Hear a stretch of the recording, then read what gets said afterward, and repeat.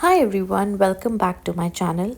Today I'm excited to be testing the new Ohuhu Wailua cotton top watercolor pads in both hot press and cold press versions.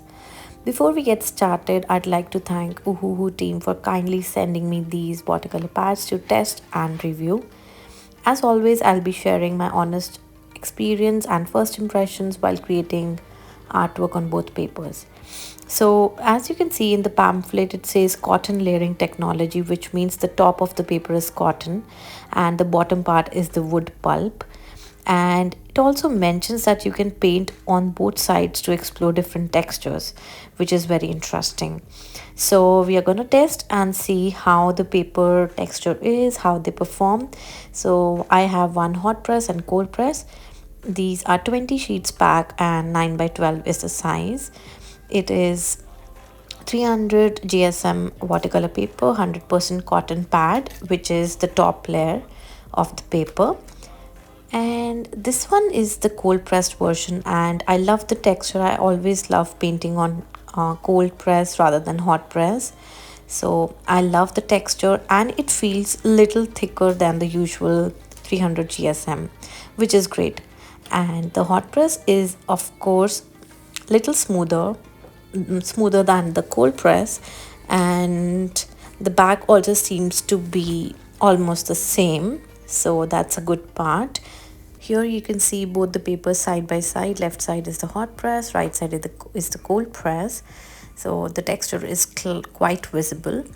And what makes these pads interesting is their cotton top technology, which means, of course, if it is paper 100% cotton, it will be expensive. But this one could be great for the beginners who are looking for affordable watercolor paper. So the top layer is 100% cotton, and at the bottom they have given wood pulp layer, which is great to make that affordable.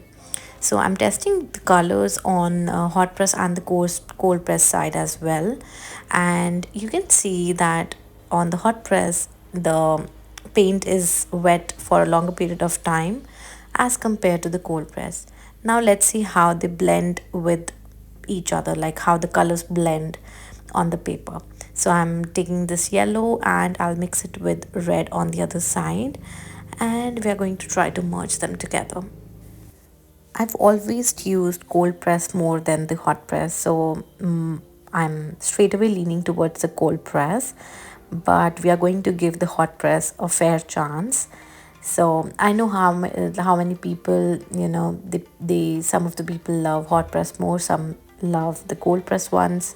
I am the cold press one, so I am leaning towards the cold press. But when you see the lifting effect on the hot press, it's much better on the hot press. It picks up the color more, clearer and nicer, whereas on the cold press it's very little being lifted up. And I also tried wet on wet technique, which means I've wet the paper first and then I'm dropping the color on top, and the cold press performs better in this one. I also tried a patch to let the color dry completely and then try to lift it up. And in this one again, hot press is a little better than the cold press one. So that's a good thing. And the people who love hot press, they will love about this. And so now is the time to test and paint something on both the papers. I'm not going to do the same painting for both of them. So I'm going to try different paintings, different designs, but I'll try to keep the color composition the same.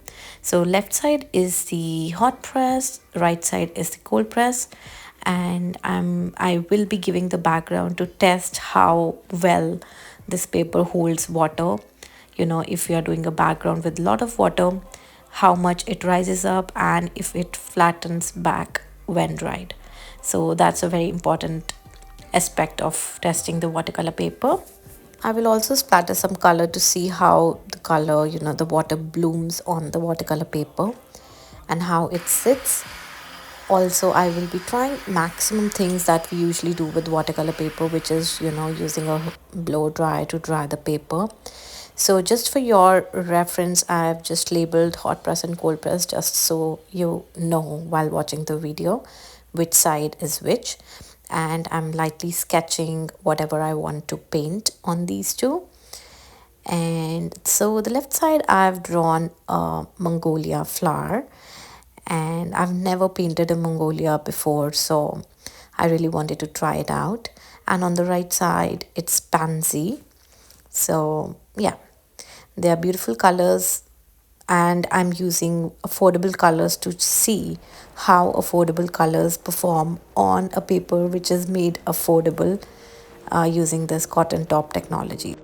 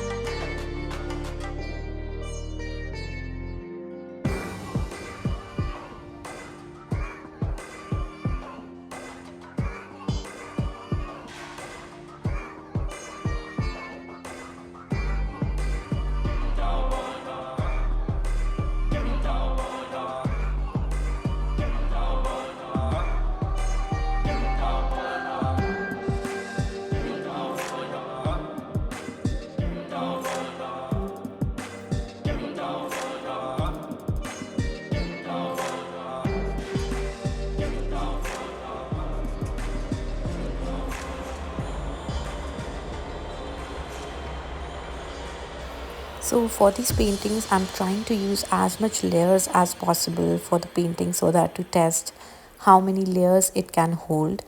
And clearly you see I've already used 3 layers on these, and the paper looks perfectly fine. I don't see any crumbling for the paper for now. So as far as we discuss about the properties of both types of paper, hot press has smooth surface. It is better for details like greeting cards and lettering. If you do lettering work, it's good for that, and it gives you crisp edges if you're painting with fine liner brushes. So that's great for hot press. And if you talk about cold press, it has of course visible textured surface. It's better for washes like big backgrounds. It looks more, nicer, and great for landscape because it gives a natural kind of texture to the landscape, and it's good for softer effects. So I am leaning towards both now because for the first time I have done a detailed painting on hot press as well. So I'm really enjoying both of them. It totally depends what kind of paper you're looking for, what kind of painting you want to do on that. And if you're a beginner looking to move beyond student grade paper without investing in expensive 100% cotton paper, this cotton top technology is a very interesting middle ground. I especially enjoyed the smooth finish of hot press for card making and the texture of cold press for watercolor washes. The tape also comes off very easily, no, paper tearing, no side tears with the paper. So it's great for that as well. And I honestly loved painting on these both the papers, and I highly recommend using these papers for your artwork. Even it's great for professional work as well. And these are the final pieces that I painted, and the paper lays flat even after plenty and plenty of layers of watercolor, which is commendable in my opinion. So if you all enjoyed today's review, please do not forget to like, share and subscribe for more such videos, and I will see you guys in my next video. Till then, take care. Bye bye.